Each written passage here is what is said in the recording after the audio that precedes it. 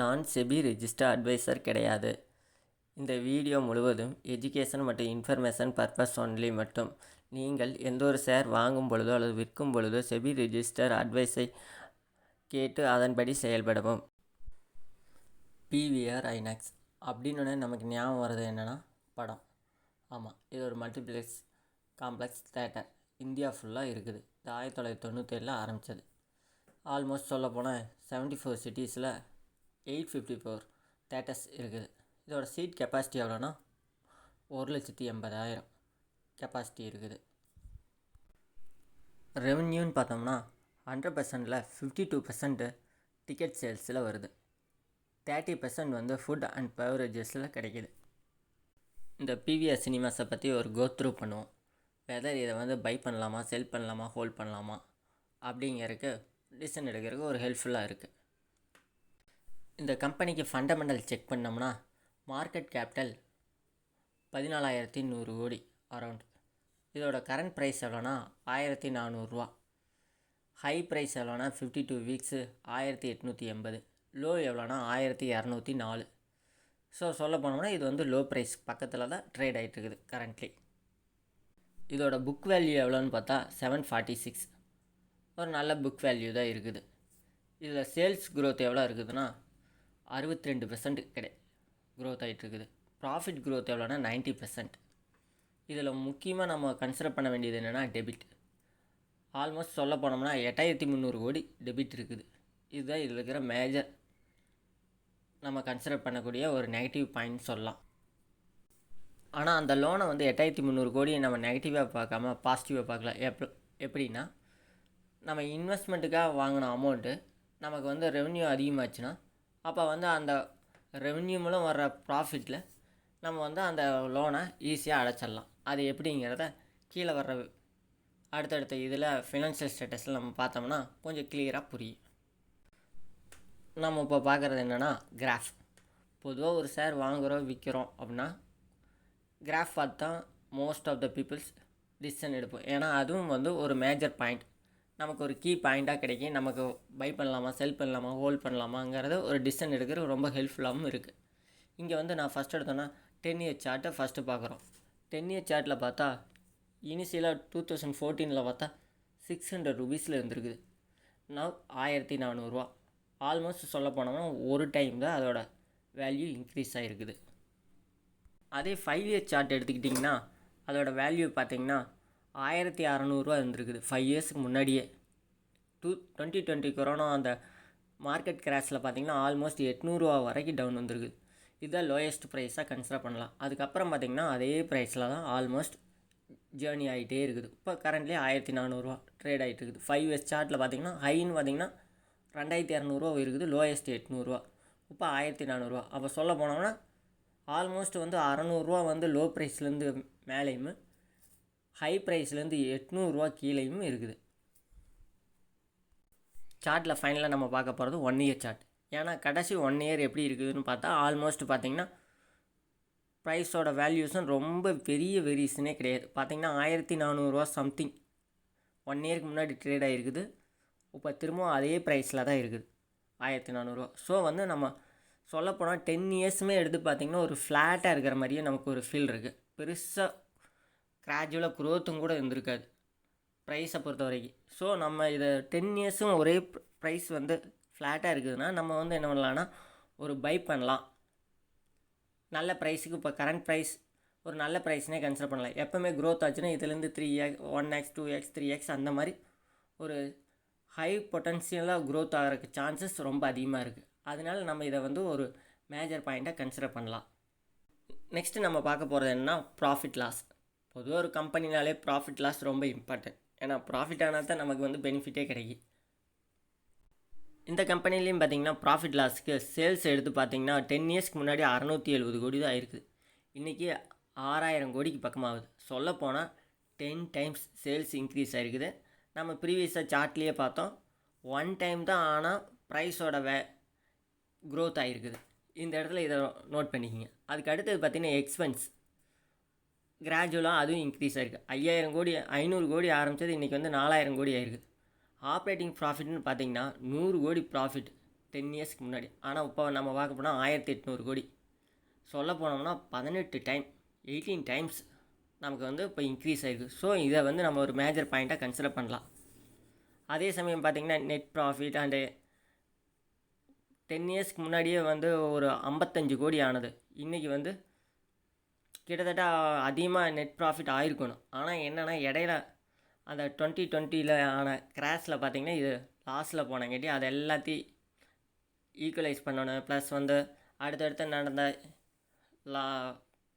Business loss இதெல்லாம் பார்த்திங்கன்னா ஒரு பெரிய ப்ராஃபிட் இல்லாமல் பார்த்திங்கன்னா மைனஸில் தான் ஆகிட்டுருக்குது.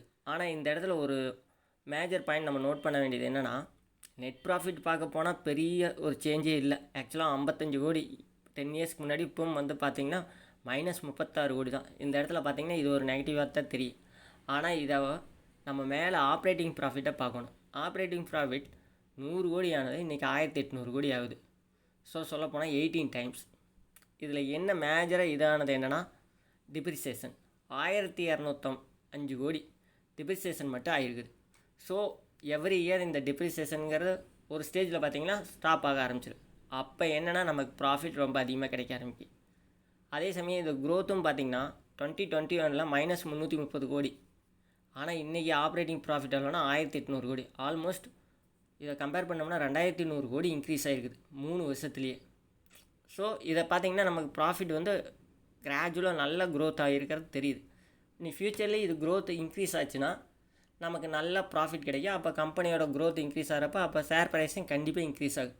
இந்த 10 இயர்ஸாக பார்த்த ஃப்ளாட்டாக இந்த share price one of the reason என்னென்னா இதோட க்ரோத் ரேஷியோ வந்து நெட் ப்ராஃபிட் வந்து பெருசாக மேஜர் சேஞ்சஸ் எதுவும் நடக்கலை. ஏன்னா அது மேஜர் சேஞ்சஸ் 2019 நடந்திருக்கு 190 crores.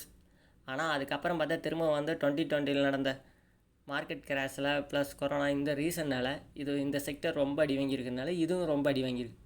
ஸோ வந்து இப்போ இது வந்து திரும்ப ரீஃபார்ம் ஆகி பூம் ஆச்சுன்னா இது நல்ல ஒரு பொட்டன்ஷியலாக நமக்கான ரிட்டர்ன் கிடைக்கிறதுக்கான வாய்ப்புகள் ரொம்ப அதிகமாக இருக்குது. நெக்ஸ்ட்டு நம்ம பார்க்குறது என்னென்னா பேலன்ஸ் ஷீட். சரி, ஓகே, பேலன்ஸ் ஷீட் எப்படி இருக்குதுன்னு பார்த்தோம்னா டோட்டல் லையபிலிட்டி எவ்வளோனா 1152 கோடி இருந்திருக்குது. எப்போனா 10 வருஷத்துக்கு முன்னாடி. இன்றைக்கி எவ்வளோனா 16700 கோடி அரௌண்ட் இருக்குது. ஸோ சொல்ல போனோம்னா இதுவுமே 10 டைம்ஸ்க்கு மேலே 15 டைம்ஸ் இன்க்ரீஸ் ஆகிருக்குது. ஆனால் இதில் ஒன்று மேஜராக நம்ம கன்சிடர் பண்ண பாரோயிங் கன்சிடர் பண்ணணும். 8000 கோடி அது இன்க்ரீஸ் ஆகிருக்கு. 350 கோடியிலேருந்து 8000 கோடி இன்க்ரீஸ் ஆகிருக்குது. அட் த சேம் டைம் நமக்கு லையபிலிட்டி இன்க்ரீஸ் ஆகிருக்கு. இந்த இடத்துல என்னென்னா ரிசர்வும் பார்த்திங்கன்னா ஒரு 7200 கோடி இருக்குது. ஸோ சொல்ல போனோம்னா நம்ம அது ரெண்டையும் ஈக்குவலைஸ் பண்ணிட்டோம்னா நமக்கு வந்து 8000 கோடி இதோட டோட்டல் லையபிலிட்டி இருக்குது. ஸோ 1500 8000 கோடின்னு 8 மடங்கு இன்க்ரீஸ் ஆகிருக்கு. ஸோ இந்த இடத்துல இது வந்து நமக்கு அசட் இன்க்ரீஸ் ஆகிறப்ப ஆட்டோமேட்டிக்காக அதோட வேல்யூஷனே இன்க்ரீஸ் ஆகும். ஸோ இந்த 10 இயர்ஸாக நம்ம பார்த்தோம் கிராஃபில் பெருசாக வந்து வேல்யூவே சேஞ்ச் ஆகாது. இனிமேல் க்ரோத் எவ்ரி இயர் இதோட க்ரோத் நல்லா இருந்துச்சுன்னா அடுத்த நெக்ஸ்ட்டு 5 இயர்ஸில் நமக்கு நல்ல ஒரு ரிட்டர்ன் கிடைக்கிறதுக்கான வாய்ப்புகள் ரொம்ப அதிகமாக இருக்குது. ஷேர் ஹோல்டு பேட்டர்ன் பார்த்தோம்னா நம்ம நல்லா தெரியும். இது ஒரு ரொம்ப கீ பாயிண்ட்டாக இருக்குது. ஏன்னா எப்போவுமே ஷேர் ஹோல்டிங்கை பொறுத்த வரைக்கும் பப்ளிக்கிட்ட வெறும் 10 to 20% இருக்குதுன்னா அது நல்ல கம்பெனின்னு அர்த்தம். ப்ரொமோட்டர், எஃப்ஐஐஸ், டிஐஎஸ் கிட்ட ஒரு 70 to 80% இருக்குதுன்னா கண்டிப்பாக வந்து அந்த கம்பெனி நல்ல கம்பெனின்னு அர்த்தம். இங்கே பார்த்தீங்கன்னா நீங்கள் ஒரே ஒரு பாயிண்ட்டை மேஜராக கன்சிடர் பண்ணலாம். என்னென்னா ப்ரொமோட்டர்கிட்ட 17% தான் 2021 இருந்திருக்குது. ஆனால் இன்றைக்கி பார்க்க போனால் 27.84. ஸோ 17லேருந்து 27ங்கிறது 10% ப்ரொமோட்டர் இன்க்ரீஸ் பண்ணியிருக்காங்க. ஆனால் எஃப்ஐஐஎஸ் டிக்ரீஸ் பண்ணியிருக்காங்க. At the same time DIS increase பண்ணியிருக்காங்க. ஸோ பப்ளிக்கிட்ட பார்த்திங்கன்னா பெருசாக இல்லை, ஒரு 15% தான் இருக்குது. ஸோ இதை பார்த்திங்கன்னா ஷேர் ஹோல்ட் பேட்டர்ன் நமக்கு நல்லா ஃபேவராக இருக்குது. இந்த பேட்டர்ன் ரொம்ப டீசனாக இருக்கிறதுனால நம்ம இது வந்து ஒரு ஓகே, இது சூப்பர்னே சொல்லலாம். அடுத்தது இதுதான் ரொம்ப முக்கியமான ஒரு கீ பாயிண்ட்டாக நான் மோஸ்ட்லி இப்போ பார்க்க ஆரம்பிச்சிருக்கிறேன். என்னென்னா காம்பவுண்ட் சேல்ஸ் க்ரோத், அதாவது சொல்லுவோம் கண்டினியூஸ் சேல்ஸ் க்ரோத்துன்னு சொல்லுவோம். அதை வந்து எவ்வளோன்னு பார்த்தீங்கன்னா லாஸ்ட்டு 3 இயர்ஸில் பார்த்திங்கன்னா 180% எவ்ரி இயர் இன்க்ரீஸ் ஆகிருக்குது. At the same time profit எவ்வளோ இன்க்ரீஸ் ஆனால் 25% எவ்ரி இயர் இன்க்ரீஸ் ஆகிட்டே இருந்திருக்குது. ஆனால் இது எதுவுமே இம்பேக்ட் ஆகலை ஸ்டாக்கோட ப்ரைஸில். ப்ரைஸ் பார்த்திங்கன்னா வெறும் 2% தான் இன்க்ரீஸ் ஆகிருக்கு. ஸோ ஆப்வியஸில் ஒரு பொருள் விற்க ஆரம்பிக்கிறது நல்லா சேல்ஸ் ஆகுதுன்னா கண்டிப்பாக அதோட ப்ராஃபிட் இன்க்ரீஸ் ஆகுதுன்னா கண்டிப்பாக அந்த ஷேரோட ப்ரைஸும் இன்க்ரீஸ் ஆகும். லாஸ்ட்டு 3 இயர்ஸாக இன்க்ரீஸ் ஆகாதனால ஃப்யூச்சரில் இது இன்க்ரீஸ் ஆன வாய்ப்புகள் ரொம்ப அதிகமாக இருக்குது. ஃபைனலாக உங்களுக்கு இது வரைக்கும் நான் பார்த்த எல்லாத்தையும் நான் ஒரு கீ பாயிண்ட்ஸ் மட்டும் எடுத்து உங்களுக்கு ஒரு ரெஃபரன்ஸுக்கு போட்டிருக்கிறேன். இதை பார்த்தீங்கன்னா உங்களுக்கு ஒரு ஐடியா கிடைக்கும். மார்க்கெட் கேபிட்டல் எவ்வளவு, இது என்ன செக்டரில் இருக்குது, இது லீடிங் கம்பெனியாக இருக்குது, 25 இயர்ஸ் இந்த இண்டஸ்ட்ரியில் சர்வே ஆகிட்டுருக்குது, இது ட்ரேடிங் பார்த்திங்கன்னா 1 இயர் 5 இயர் 10 இயர் லோக்கு பக்கத்தில் தான் ப்ரைஸ் ட்ரேட் ஆகிட்டுருக்குது. ஆப்ரேட்டிங் ப்ராஃபிட் பார்த்திங்கன்னா 1800 கோடி. கம்பெனி சேல்ஸு ப்ராஃபிட் இன்க்ரீஸ் ஆகிருக்குது, ஆனால் அதோட ஷேர் ப்ரைஸ் மட்டும் ஸ்டேபிளாக இருக்குது, இன்க்ரீஸ் ஆகாமல்.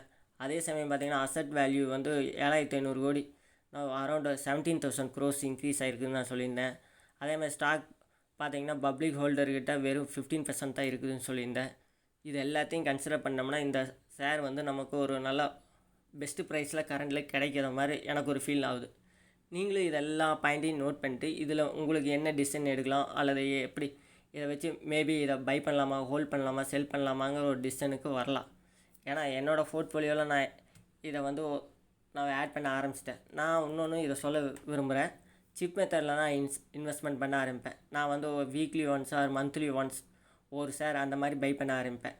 பை சான்ஸ் ஏதாச்சும் ரொம்ப டவுன் கிரேட் ஆகிடுச்சு 10% அந்த மாதிரி ஒரு டவுன் ஆகிடுச்சுன்னா அப்போ மட்டும் 2 or 3 shares ஆர் 5 shares அந்த மாதிரி அந்த டைமில் மட்டும் கொஞ்சம் குவான்டிட்டி அதிகமாக பை பண்ணுவேன். மற்றபடி நான் வீக்லி ஒன்ஸ் 1 or 2 அந்த மாதிரி கான்செப்டில் நான் பை பண்ணிக்கிட்டே தான் இருப்பேன்.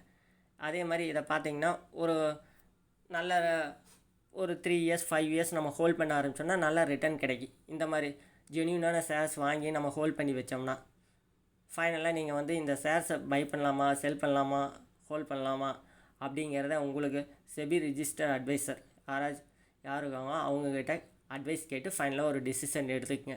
அட் த சேம் டைம் இது ஒரு இன்ஃபர்மேஷன் அண்ட் எஜுகேஷன் பர்பஸ்க்கு மட்டும்தான் இந்த வீடியோவை ஹோஸ்ட் பண்ணியிருக்கிறோம். ஸோ நீங்கள் எது எடுக்கிறதா இருந்தாலும் உங்களோட ஓன் ரிசர்ச்சுக்கு அப்புறம் இந்த வீடியோ உங்களுக்கு பிடித்திருந்தால் சேனலை சப்ஸ்கிரைப், லைக் அண்ட் ஷேர் செய்யவும்.